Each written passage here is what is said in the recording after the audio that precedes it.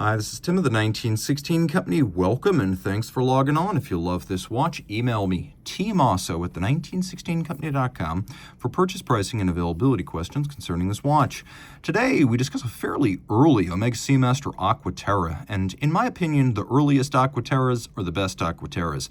As you can see here, there's no helium escape valve, there's no outrageous depth rating, there's no rotating dive bezel. The Aqua Terras, which largely replaced the long-running Seamaster 120s, are considered to be the all-arounders of the Seamaster collection, a highly water-resistant watch that can go where a sports watch goes, but also has an element of versatility to be worn in formal attire, which is to say equally at home in the pool at the yacht club or on the dance floor of the ballroom.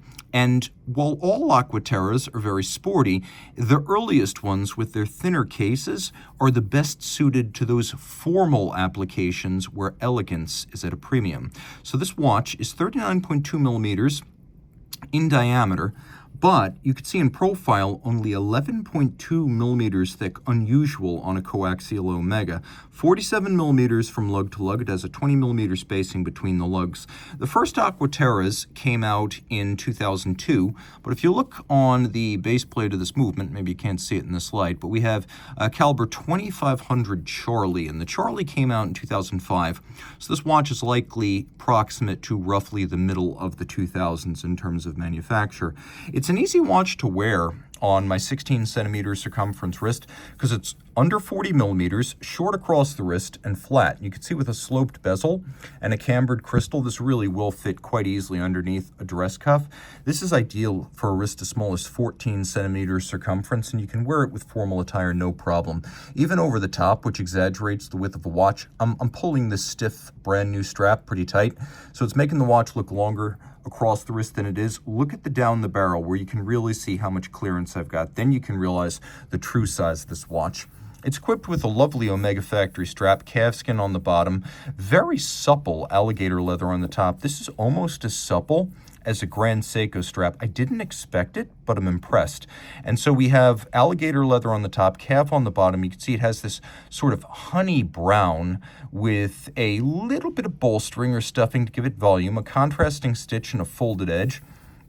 We have an Omega clasp, twin trigger release. You got to press them both to open it up. You can see polish and engine turning internally. And then the strap actually tucks in and under. And so the excess length hides underneath the clasp body and underneath the straps. There's no need for minder loops. It's very clean once it's strapped down and sized.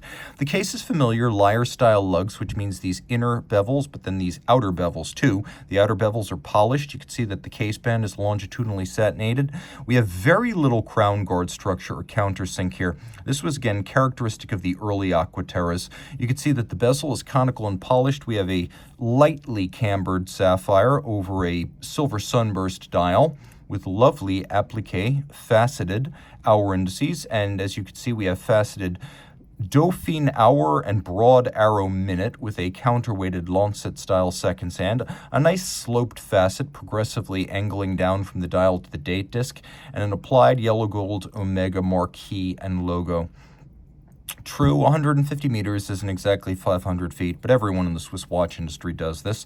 It is a screw-down crown, and so we do have a couple of setting modes here. By the way, there is very little dead angle here, so even though you might think of the 2500 as a common movement, don't undersell its virtues. It is common but elite in its function, especially in its later iterations, which we'll talk about. But there is very little dead angle between the time I start to move the crown and the time the hands start to jump forward or back. So that's your hacking seconds function, and then this is your quick set. You can see I'm rapidly setting the date. Okay, we'll do a loom shot real quick. And you can see all three hands are loomed. Turning it over now, about that caliber 2500. It has a long lineage. It was originally the 2892. Then it became a succession of Omega calibers culminating in the 1120, and then coaxialized, it became the 2500. And of course, the original Alpha was the one that came out in 1999, sort of as a collector's piece. Initially, they were adapted from a non-coaxial movement, and they flew a bit close to the sun with a high beat rate and unlubricated escapements. So lubrication and beat rate changed over time. With the Bravo, they started changing the lubrication protocols for these movements, and they also redesigned the pallet bridge to make the movement more reliable. The big change was for the Charlie, though, which came out around 2005. This is a Charlie, and that was the lower beat rate of 25,200 vibrations per hour. So with different oiling practices, the lower beat rate, the redesigned pallet bridge, these became quite reliable timekeepers. And so you do have quite a few virtues here. Chronometer certified, free sprung for precision adjustment and better durability, 27 joules. The movement has a 48-hour power reserve, which is considerably more than the original 2892's 42. It's still a single barrel movement. It does have the quick set and the hacking functions. You can see we have a lovely sort of solarization on the barrel cover, stripes on the bridges and rotor, engine turning on the base plate, polished screws. It's all machine finish, but it's attractive. The coaxial escapement, it sits under a separate pallet bridge below the balance. The coax is a type of sliding friction alternative. There are many different types of exotic escapements, but sliding friction is the Swiss lever. This is tangential friction, which is less. And the idea here is that it improves power reserve, it helps to improve chronometry. This is a chronometer movement, of course.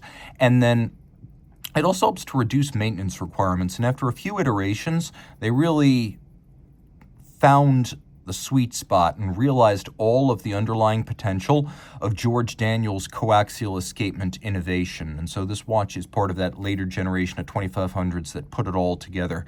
And you can see the watch does feature yellow gold, which is a very different kind of look for an Omega sports watch. But this is the Surf and Turf Seamaster, the one that can do everything. If you love it, reach out to Team Mosso at the 1916company.com for purchase and pricing details.